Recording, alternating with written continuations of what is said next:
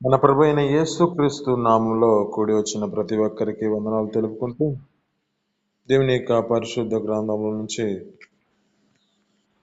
మనం చదువుకున్నక ముందుగా మ్యూట్లో అయినండి మీరు.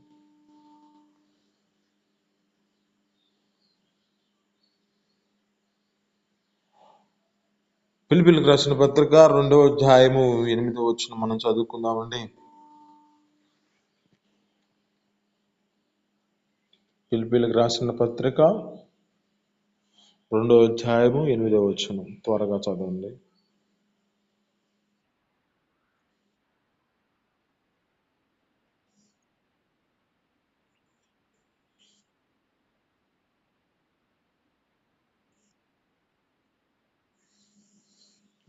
హల్లెలూయా. ఇక్కడున్న మాటల్లో జ్ఞాపకం చేసుకుంటే మన ప్రభువైన యేసుక్రీస్తు యొక్క మరణం మన జీవితాలలో ఒక ఆశీర్వాదాలుకరంగా మార్చబడింది. ఆయన మరణములో ఆయన చూపించిన విధేయతలో మన జీవితాలలో ఒక ఆశీర్వాదకరమైన స్థితిలోనికి మనల్ని తీసుకొచ్చింది. ఎలాంటి స్థితి అంటే జ్ఞాపకం చేసుకుంటే ఆయన మరణము ద్వారా మనకున్న మరణ భయం అనేది విడుదల కలిగింది, విడుదల పొంది ఉన్నాము. ఆయన చూపించిన ఆ మరణము మన జీవితాలలో ఇక మన యొక్క స్థితిని బట్టి ఈ లోకంలో మరణం ఉంటుంది, కానీ మన ఆత్మీయత స్థితిలో మన జీవితాల్లో నిత్య పరలోక రాజ్యానికి ఆ నిత్య జీవార్థమైన ఆ యొక్క ప్రాంతానికి వెళ్ళడానికి మనలకి ఆ యొక్క మరణ భయం అనేది విడుదల కలిగింది. అంటే ఇక్కడ జ్ఞాపకం చేసుకుంటే యేసుక్రీస్తు యొక్క ప్రేమ మరణములోని మన ఆశీర్వాదాలు మనం జ్ఞాపకం చేసుకుంటున్నాం. అంటే ఈయన మరణించిన దాన్ని బట్టి ఒకటి మన జీవితాలలో ఉన్న మరణ భయం అనేది లేకుండా మన జీవితాల్లో విడుదల పొంది ఉన్నాము. 2, ఆయన మరణం ద్వారా ఆయన ప్రేమ మన యందు వెల్లడి చేయబడింది. ఆయన ప్రేమామూర్తిగా ప్రతి మనిషి యొక్క జీవితంలో ఏ విధమైన స్థితిలో ఉన్నాడో ఈ యొక్క స్థితిని బట్టి గుర్తు చేస్తూ ఉన్న దాన్ని బట్టి ఆయన చూపించిన ఆ మరణము మన జీవితాలలో ప్రేమ, ఆయన ప్రేమ మనలో కనపడుతోంది. ఆయన ప్రేమ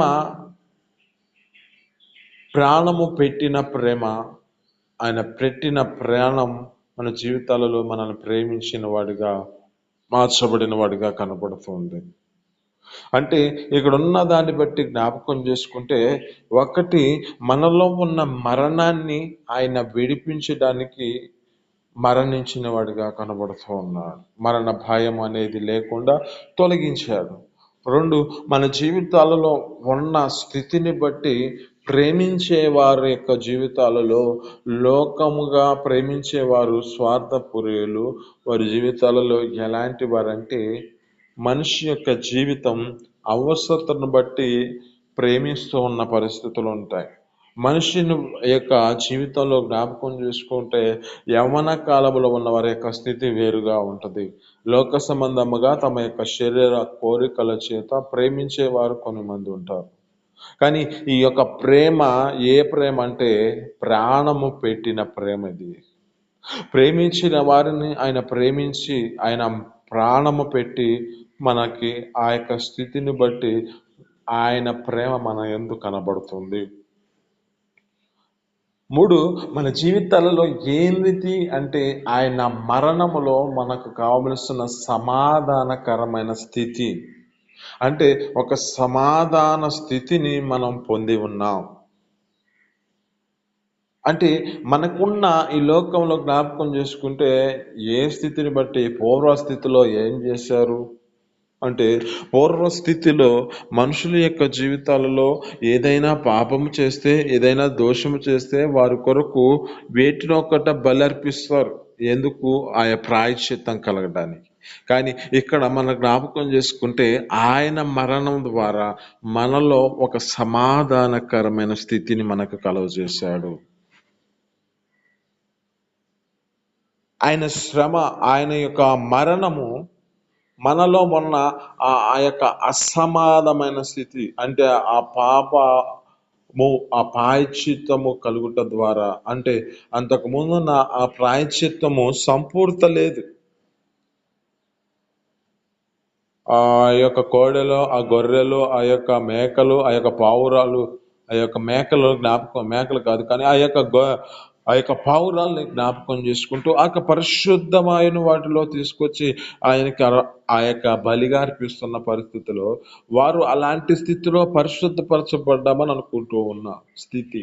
కానీ ఇక్కడ ఉన్నది జ్ఞాపకం చేసుకుంటే పరిశుద్ధమైన రక్తం దేవుని యొక్క రక్తం. ఆయనే మన కొరకు తన యొక్క జీవితంలో వదకి చేయబడిన గొర్రె వలె మౌనమాయి మన కొరకు తన రక్తాన్ని ఇచ్చి మనలో ఉన్న అసమాధానాన్ని తీసివేసి సమాధాన స్థితిని మనకు కలుగజేశాడు. ఆమేన్, హల్లెలూయా. అంటే దీని నిమిత్తము విముక్తి పొందుటకై మన ప్రభు అయిన యేసుక్రీస్తు మరణించిన పరిస్థితి కనబడుతుంది. ఇక జ్ఞాపకం చేసుకుంటే ఆయన మరణములో మనకున్న శాపము నుంచి విడుదల కలుగు చేశాడు. ఆయన మరణములో మనకున్న శాపం ఎలాంటి శాపం? పితరులు చేసిన అవిధేయతలను, పితరులు చేసిన లోక సంబంధమైన ఆరాధనలు, విగ్రహారాధన సంబంధించిన కొన్ని వాటిని పనిచేస్తూ ఉంటాయి. కానీ వీటి నుంచి మనల్లో ప్రభు అయిన యేసుక్రీస్తు ఈ శాపం ఉన్నదే, చేసిన దోషము, తండ్రులు చేసిన దోషము కుమారుల మీదకి వచ్చినట్లుగా, అంటే ఈ కుమారుల మీదకి వచ్చే దోషాన్ని, శాపకరమైన స్థితిని కొట్టివేయడానికి మన ప్రభు అయిన యేసుక్రీస్తు మరణించిన వాడిగా కనబడుతూ ఉన్నాడు. అలాగే మన జీవితాల్లో జ్ఞాపకం చేసుకుంటే ఆయన మరణము మన యొక్క స్థితిని మార్చింది. ఎలాంటి స్థితిని అంటే, మనమున్న దరిద్రత స్థితిలో ఉంటే మన ప్రభు అయిన యేసుక్రీస్తు ధనవంతుడై ఉన్న దినాలలో మన కొరకు ఆయన తన యొక్క స్థితిని బట్టి మనల్ని ధనవంతులుగా చేసి ఆయన దరిద్రుడుగా మార్చబడ్డాడు. అంటే ఇక్కడ ఉన్న స్థితిని గుర్తు చేసుకుంటే ప్రభు అయిన యేసుక్రీస్తు మనల్ని ప్రేమించి ఆయన మరణము ద్వారా మనకున్న దరిద్రతను తొలగించి ధనవంతులుగా చేశాడు. ఆమేన్, హల్లెలూయా. నేను చెప్పేది లోక సంబంధమైన ధనవంతులుగా కాదు, ఆత్మ సంబంధమైన ధనము. ఈ ధనము ఏం చేయబడుతుంది? అందుకే అంటాడు ఒక మాట, మీరు ఈ లోకంలో ధనమును సంపాదించుకున్నది కానీ పరలోక సంబంధమైన ధనమును సమకూర్చుకున్నట్టుకు మీరు ప్రయాసపడండి. పరలోక సంబంధమైన ధనము ఏం చేయబడుతుంది? అది తుప్పు పట్టదు, దొంగలు దొంగలించరు, అది ఎంత మాత్రం మన యొద్ద నుంచి ఎప్పుడు తీసుకోవడానికి అవకాశం లేదు. అంటే ఏం చేయబడాలి అంటే, మనము ఆయన మరణమును మనం జ్ఞాపకం చేసుకుంటూ, మనకి ఆయన చేసిన త్యాగమును గుర్తు చేసుకుంటూ, మనము ఆయన రక్షణ తీసుకున్న వారిగా మార్చబడితే మన జీవితాలలో అంటాడు ఈ శ్వాసములో భాగ్యవంతులు. అంటే ఈ శ్వాసములు మన జీవితాలు నడిపించుకుంటూ ఉంటే మనకున్న ఆ దరిద్రత తొలగించి మనల్ని ఒక భాగ్యవంతులుగా చేసి మన కొరకు ఒక నివాసం చేస్తున్నాడు, నివాసం సిద్ధపరుస్తున్నాడు. యోహాను సువార్తలో అంటాడు 14వ అధ్యాయం 2వ వచనంలో అంటాడు, నా తండ్రి యొద్ద అనేకమైన నివాసాలు ఉన్నాయి, నేను అక్కడికి వెళ్ళి మీ కొరకు నివాసం సిద్ధపరుస్తుందను, నేను ఎడల మీతో చెప్పుదును అంటున్నాడు. అంటే ప్రభు అయిన యేసుక్రీస్తు మరణము మన జీవితాలలో ఏం చేసిందంటే భాగ్యవంతులుగా, ధనవంతులుగా, ఒక ఉన్నతమైన స్థితిలో మనల్ని నిలబెట్టుకుంటుంది. ఒకటి, మరణము ద్వారా మనలో ఉన్న మరణ భయం నుంచి విడుదల కలుగ చేశాడు. 2, మన యొక్క జీవితాలలో మరణములు, ఆయన మరణం ద్వారా మనల్ని ప్రేమించినది ప్రేమడి వెల్లడైంది. 3, ఆయన మరణం ద్వారా మన యొక్క స్థితిని బట్టి సమాధాన స్థితిని మనకు అనుగ్రహించాడు. 4, ఆయన మరణం ద్వారా మనకున్న శాపము కొట్టివేయబడింది. 5, ఆయన మన కొరకు పెట్టిన ప్రాణము మన యొక్క జీవితాలలో బేదలుగా, దరిద్రులుగా ఉన్న స్థితిని బట్టి దేవుడు ఒక ఉన్నతమైన భాగ్యవంతులుగా, ధనవంతులుగా మనల్ని చేసుకున్నాడు. కనుక ఆయన మరణంలో ఉన్న ఆశీర్వాదాలను మనం ఏం చేయకూడదంటే నిర్లక్ష్యపరచుకోకూడదు. నిర్లక్ష్యపరచుకుంటే ఏ పరిస్థితికి వెళుతుంది అంటే, జ్ఞాపకం చేసుకుంటే హెబ్రీయులకు రాసిన పత్రికలో అంటాడు, ఇంత గొప్ప రక్షణ నిర్లక్ష్యము చేసిన యెడల రాబో ఉగ్రత నుంచి ఎలా తప్పించుకొందురు? అంటే మన జీవితాలలో ఏం చేయబడాలంటే, ఈయన చూపించిన ఆశీర్వాదము, ఆయన చూపించిన రక్షణను మనం ఏం చేసుకుంటూ ఉండాలంటే, ఆ రక్షణలో నిలిచి ఉంటే మన ప్రభువైన యేసుక్రీస్తు చూపించిన ఆశీర్వాదాలన్నీ మన మీదకు వస్తాయి. కనుక అలాంటి స్థితిలో మనం ఆ దేవుని యొక్క సన్నిధిలో దేవుని యొక్క మాటలను మనం ఆ దేవుని యొక్క సన్నిధిలో ఆ రక్తంలో కడగబడిన మన జీవితాలలో ఈ పొందుకోవడానికి ఆశీర్వాదాలు మనము ఆయన సన్నిధిలో నిలకడ కలిగిన జీవితంగా నడిపించబడాలి. అప్పుడే మనలో ఉన్న మరణ భయం అనేది భయపడే పరిస్థితి ఉండదు. అప్పుడే మన జీవితాలలో ఆయన చూపించిన ప్రేమ మనల్ని విడిచిపెట్టిపోదు. అప్పుడే మనలో ఉన్న స్థితిని బట్టి మనకు కావలసిన సమాధానకరమైన స్థితిని అనుగ్రహిస్తుంది. అప్పుడే మన జీవితంలో ఉన్న శాపము కూడా కొట్టివేయబడుతుంది. అప్పుడే మన జీవితాల్లో ఒక ఉన్నతమైన స్థితిలో దరిద్రులుగా ఉంచకుండా ఒక ధనవంతులుగా చేస్తూ, ఆ యొక్క ఐశ్వర్యవంతులుగా చేస్తూ, భాగ్యవంతులుగా చేస్తూ ఆయన సన్నిధిలో నిలబెట్టుకుంటాడు.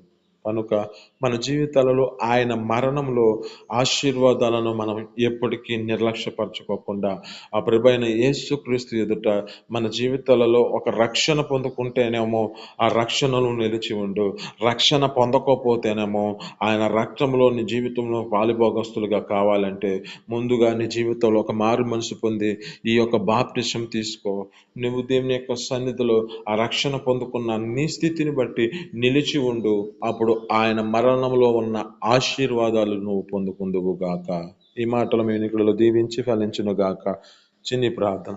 పరిశుద్ధ జీవాధిపతి, ఆశ్చర్యకరుడ, మహోన్నతుడ, నీకు స్తోత్రాలు. మీ అపారమైన ప్రేమ చేత అయ్యా ఈ దినమున మరి మాట్లాడిన మాటలు బట్టి నీ స్తోత్రాలు తండ్రి. కృపతో జ్ఞాపకం చేసుకోండి అయ్యా. నీకు స్తోత్రాలు తండ్రి. అయ్యా మమ్మల్ని బలపరిచి మీరు మాట్లాడిన మాటలు బట్టి నీ స్తోత్రాలు. మీ మరణంలో ఉన్న ఆశీర్వాదాలతో మాతో మాట్లాడిన దాన్ని బట్టి నీ స్తోత్రాలు అయ్యా. నా తను మా జీవితంలో ఉన్న మరణ భయం అనేది తొలగించి విడుదల కలుగజేసిన దాన్ని బట్టి నీ స్తోత్రాలు అయ్యా. నీ ప్రేమను మా యందు వెల్లడి చేసిన దాన్ని బట్టి నీ స్తోత్రాలు. సమాధానకరమైన స్థితిని అనుగ్రహించిన దాన్ని బట్టి నీ స్తోత్రాలు అయ్యా. మరి జ్ఞాపకం చేసుకుని అయ్యా కృప చూపించి మమ్మల్ని శాపగ్రస్తులుగా ఉంచకూడదని మీరు ప్రణాళికలో మమ్మల్ని తండ్రి ఒక ఆశీర్వాదకరంగా ఉంచడానికై శాపమును కొట్టివేసిన దేవానికి స్తోత్రాలు తండ్రి. కృప చూపించండి. దారిద్రులుగా ఉన్న జీవితంలోంచి మమ్మల్ని ధనవంతులుగా, ఐశ్వర్యవంతులుగా, జ్ఞానవంతులుగా అయా నా తండ్రి ఈ లోకంలో నా తండ్రి మీరు భాగ్యవంతులుగా మమ్మల్ని చేసిన దాన్ని బట్టి నీ స్తోత్రాలు. మీ కృప చేత మా జీవితాలలో ఇలాంటి స్థితిలో మేము నిలిచి మీ యొక్క ఇచ్చే ఆ మరణంలో ఉన్న ఆశీర్వాదాలు మేము పొందుకొని